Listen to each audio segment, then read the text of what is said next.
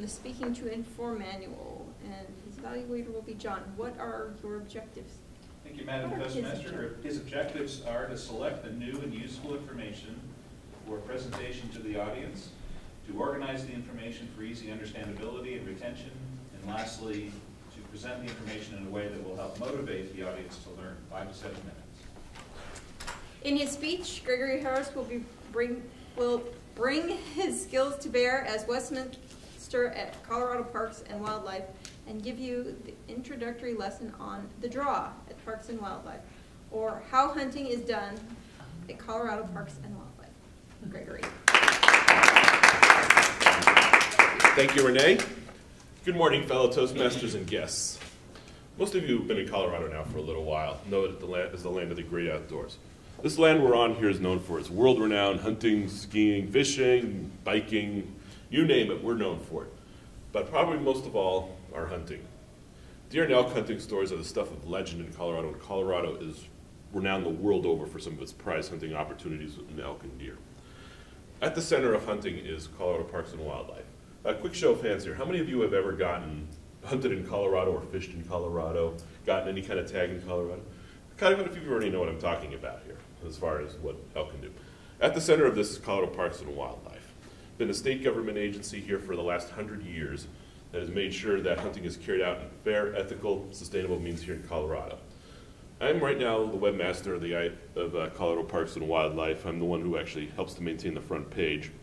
A lot of the things you see up there now, I can at least take partial credit for helping out on. If you're wondering why draw results were broken earlier this week, I'm sorry. To the ability to view your draw results online. And today I'm going to talk a little bit about some of the pieces that I've learned about Colorado and Hunting 101. Today will be an introduction, give you an idea of what it takes to hunt here in Colorado and how it all works. I also want to state today that this speech is not necessarily indicated to advocate for hunters, merely inform on the process. Whether or not you're for or against hunting of any sort, please do not interpret anything as advocacy today.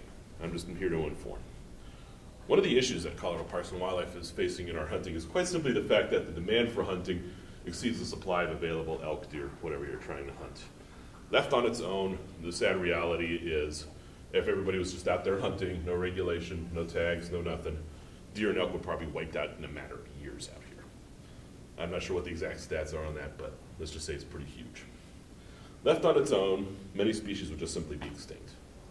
Colorado Parks and Wildlife just seeks to limit that amount of hunting to something that's sustainable to make sure that you and your children can enjoy that year after year. They do this by issuing tags in the draw system. This is how it works, one piece at a time. So you want to hunt wild game in Colorado. The first thing you want to do in January is look at the big game brochure that comes out. Every year, Colorado Parks and Wildlife prints out a big brochure, or it's on the website now too, for viewing, that dictates things like the places you can hunt. Some places are better than others. And those ones that are in higher demand are harder to get into usually. What you can and can't hunt: deer, elk, antelope. Can't hunt the bald eagle, sorry. When you can and can't hunt: first rifle season, second rifle season, third rifle season, what time of the year these are. These typically start around pretty soon, around September. It's the first couple of seasons for the big game, such as deer, going out into the winter, say December, even January for some seasons. They also dictate how you can hunt: rifles, muzzle loaders, bow and arrow. One guy who actually came up and asked if he could hunt an elk with nunchucks at the office. No, you can't do that. We do value your safety too at Colorado Parks and Wildlife. Some of you have probably seen some of my stories about this up on Facebook too, on my wall. I know a couple of you are on my Facebook wall. The first part of this that happens after you've read the brochure and decided where you want to hunt is called the draw process, by which you use the information given to apply for that tag that tells you when, where, how, why you can hunt. You tell Colorado Parks and Wildlife all these details, and from here, Colorado Parks and Wildlife has determined how many animals can be hunted for each tag. The number of applicants for a given area exceed the number that Colorado Parks and Wildlife have deemed possible, usually by looking at factors such as carrying capacity for the elk in that given area. Is there too many elk in that area? We'll trim that number down. If the elk are getting a little stressed in that area, there's not enough, we may even put a moratorium on hunting in that particular area for a little while. So when we look at the supply versus the demand, supply of tags versus the demand for them, if the demand is exceeding supply, and in many prized areas this is the case by a long shot, there's some areas that are just almost impossible to get into given the amount of demand. The tags will be given out at random.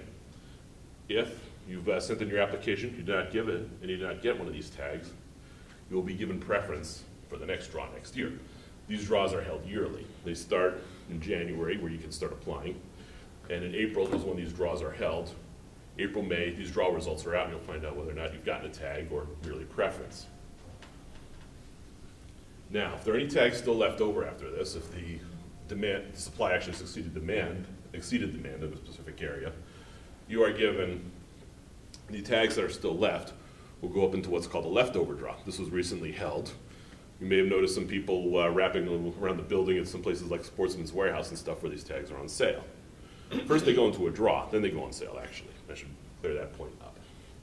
So you go into a second round of drawing for these leftover tags, and if there's anything left, they're on sale at your favorite Sportsman's Warehouse, Cabela's, Walmart, wherever. Also, some tags are just not issued through the draw system at all because they're just not all that popular. These are called over-the-counter tags. They are available at Sportsman's Warehouse, Cabela's, wherever you want to go. So, congratulations, you got your tag. Now what? They'll tell you, of course, where you can hunt, what you can hunt with, when you can hunt, etc., and how you can hunt it. You take your rifle. And hunting itself is a speech for another time. There's all sorts of things going on in chasing and stalking your elk or deer or whatever you've got. If you got caught on the wrong side of the draw, you're given what's called a preference point. This means that you get an increased chance of getting your tag in the next draw. Or how it works is, let's just say 20 tags are going to be issued in the next draw for a particular species, such as elk. If the highest ranking hunters have 3 preference points, we'll say that 2 of them have 3 preference points, and there's nobody with any higher points, we'll issue those hunters their tags, and now we have 18 tags left. If there is 20 people with 2 preference points who want the next round of tags, we have 18 tags we're going to decide at random, and 2 people are going to be left out. This is a rough outline of how the draw system works in the state of Colorado. Looking ahead in further speeches, I'm going to discuss, for example, more details on the types of tags offered, tip for the best tags within the draw system. Those of you who are routinely applying for tags may appreciate something like that, how to score the best tags. Ethical and responsible hunting behavior. I'm not a hunter's ed instructor, but maybe we can go into some of the things we've seen and things that just really suck out there in the world when you're hunting, and hunting in general. And I can even take requests if you guys have a request for something you want me to talk about at Colorado Parks and Wildlife. Perhaps I can even get some guest speakers in. Who knows? For now, however, I'll have to leave you with this. So, good morning and good luck.